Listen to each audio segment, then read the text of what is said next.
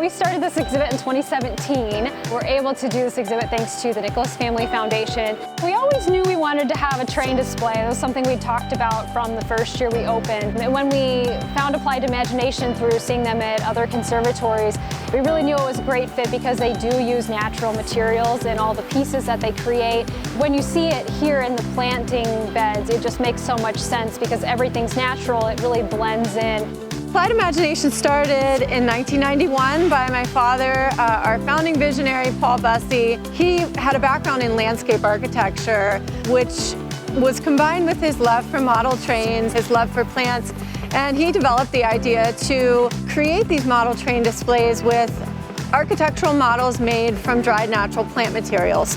So the trains that we use are G-scale, or sometimes called garden scale. The G-scale train and the introduction of that is really what led Paul to creating these displays in conservatories and gardens all across the United States. So all of the bridges, they're modeled after real bridges, and they also use the same architectural concepts of strength and stability as a real bridge. So all of those cross braces that are made from the willow sticks are actually giving that bridge strength so that it can be safe for people to walk under and walk around in these displays. The elevation changes in this conservatory make for a really interesting display with the tracks. You know, we can kind of keep them level for the trains because those can only climb at a 30% grade, and then change the heights of our different trestles and track supports. But visually, it makes this really exciting and interesting space.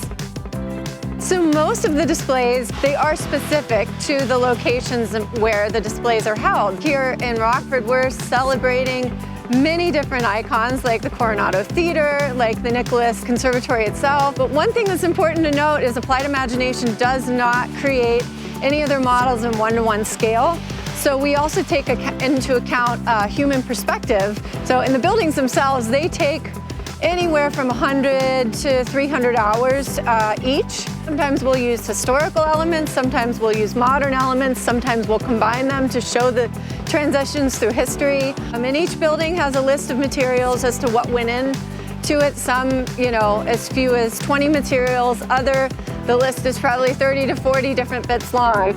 Over the course of 2 days, we install this display. So the tracks have been prefabricated, but they're modular, so they come down and up each year. Same with the trestles, and then all the buildings come out of storage and get cleaned up, shined up, any repairs made. But one thing that we love to do with the buildings is place those in different locations each year, which gives everybody kind of a new thing to discover. We've got 3 different loops that go around the conservatory that have trains on them, as well as 4 trolley tracks that go back and forth. Throughout the time that you're here, you might see a lot of holiday trains in December, box cars that are labeled with like sugarcane and pineapples and things on them, things that fit in with the conservatory.